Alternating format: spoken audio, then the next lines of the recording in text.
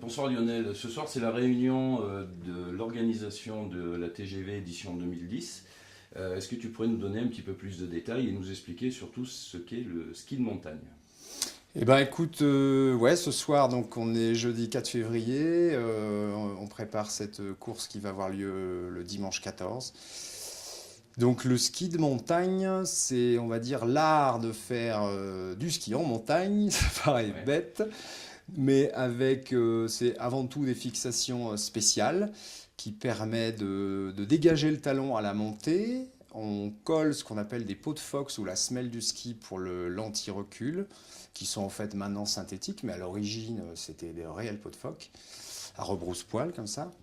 Donc ça permet de monter des pentes et au sommet de la montagne, on décolle ses pots, on met la fixation en position descente par un petit crochet et on se retrouve comme en ski alpin, sauf qu'on est en pleine nature, en pleine montagne, loin des remontées mécaniques, loin du bruit et c'est un pur bonheur.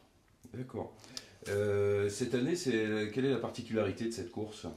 Alors cette année 2010, c'est championnat de France individuel. Donc il n'y a qu'un championnat de France individuel par saison, comme il n'y en a qu'un par équipe, comme il y a des championnats d'Europe, etc., etc.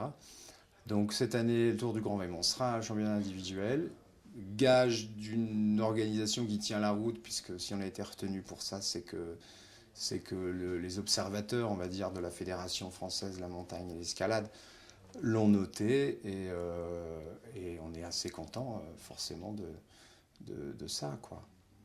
D'accord, donc à l'issue de cette course, le champion de France sera élu, on va dire, C'est ça, voilà, à titre individuel, à titre parce individuel. puisqu'il y a des courses par équipe aussi. Ok, et la particularité du tracé sur Grèce?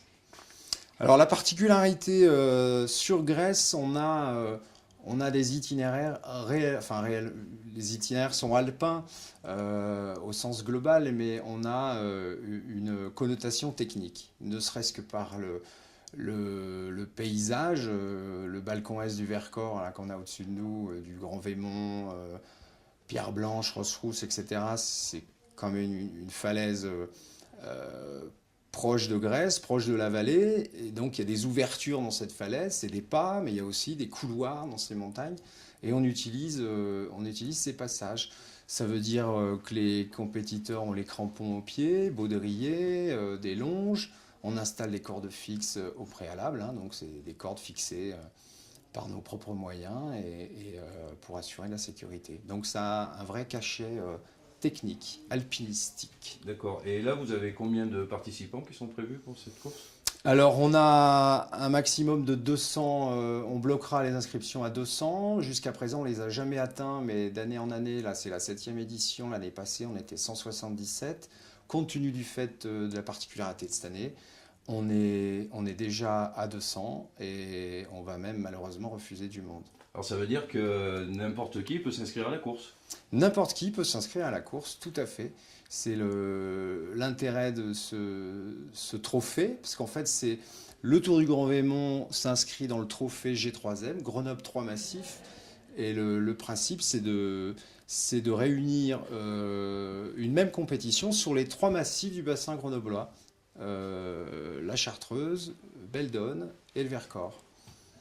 Donc à l'issue de ces trois courses, il y a un classement général.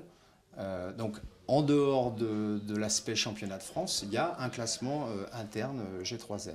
D'accord. La course a lieu en plein milieu d'un parc naturel, le parc naturel régional du Vercors. Quelles sont un peu les dispositions que vous avez prises par rapport à une arrivée massive, on va dire, de skieurs dans une partie qui normalement n'est pas prévue à cet effet? Tout à fait. En fait, on a d'abord contacté la réserve naturelle des Hauts-Plateaux. On a discuté longuement avec le conservateur, avec les gardes du parc, pour leur insuffler, on va dire, l'esprit de la course tel qu'on l'imaginait. Et on s'est mis d'accord là-dessus, finalement assez facilement. C'est des gens sensibles de fait à la montagne, à l'environnement. Donc on a comme une charte en fait de bonne conduite. On s'engage donc à respecter, à pas dépasser 200 coureurs. On s'engage à ne pas laisser de traces,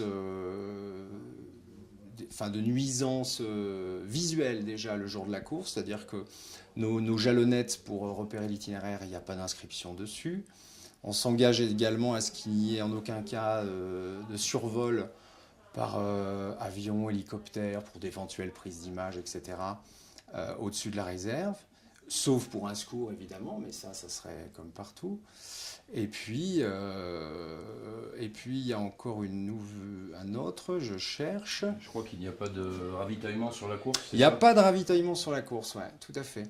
Donc les skieurs sont autonomes de haut en bas et de bas en haut. D'accord, et pour nos amis du Trièvre, alors qu'est-ce qu'on peut leur dire pour venir supporter? Alors nos amis du Trièvre, on les recevra avec grande joie et grand plaisir. La régie et la commune de Grèce offrent la remontée gratuite du téléski du Prat et de Pierre Blanche, pour ceux qui connaissent, point culminant de la première montée et puis point de la première descente, pour vivre, on va dire, de l'intérieur cette course. Et puis là-haut, les pisteurs offriront boissons chaudes, thé, café, morceaux de gâteau, bon, que ça soit convivial. Plus il y aura de bruit pour encourager les coureurs, plus on sera content. Et les coureurs en premier, comme tout sportif, ils aiment être encouragés, donc ça serait vraiment le but, ça serait formidable qu'il y ait beaucoup de monde, quoi. Donc pour ça, c'est être à 7 h du matin devant le téléski du Prat, qui est face au front de neige de la station de Grèce. Ok, ben, le rendez-vous est pris, donc on se retrouve le 14 février pour cette magnifique journée. Merci beaucoup Lionel. Merci.